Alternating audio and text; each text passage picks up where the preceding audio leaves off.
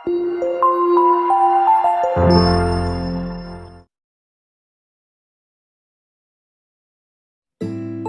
menonton video ini, jangan lupa subscribe, tekan tombol lonceng agar kamu tidak ketinggalan informasi positif dan terupdate dari Aforisme TV.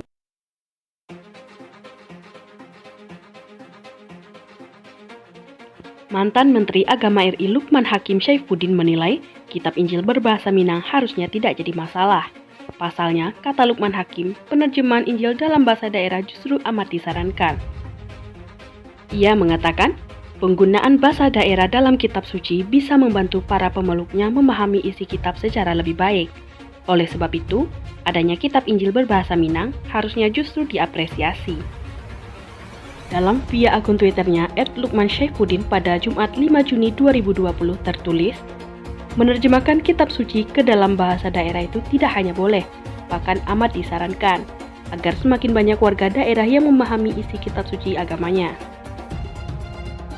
Sementara itu, Natalius Pigai, mantan anggota Komnas HAM, menilai aplikasi Injil berbahasa Minang tidak relevan.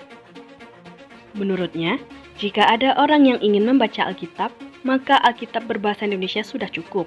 Hal itu disampaikannya menanggapi keberatan Gubernur Sumbar Irwan Prayitno terkait aplikasi Injil berbahasa Minang.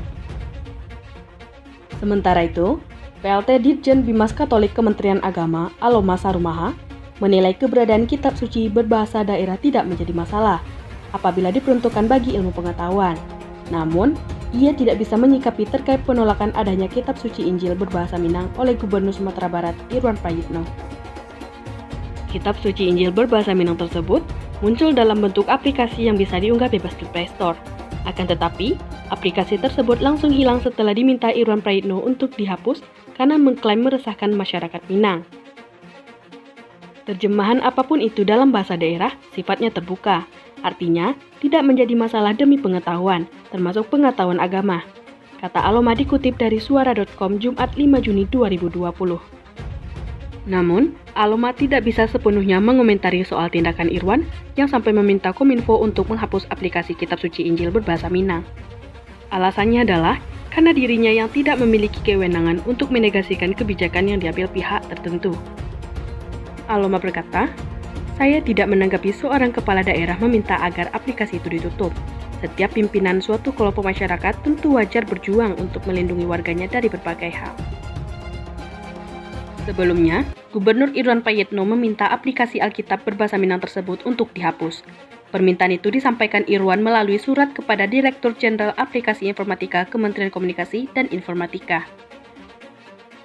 Dalam surat tertanggal 28 Mei 2020 itu, Irwan menyebutkan masyarakat Minang sangat keberatan dan resah dengan adanya aplikasi yang dapat diperoleh secara gratis itu. Semoga permasalahan ini tidak terulang lagi di masa mendatang, yang mana dapat membuat kegaduhan di tengah masyarakat.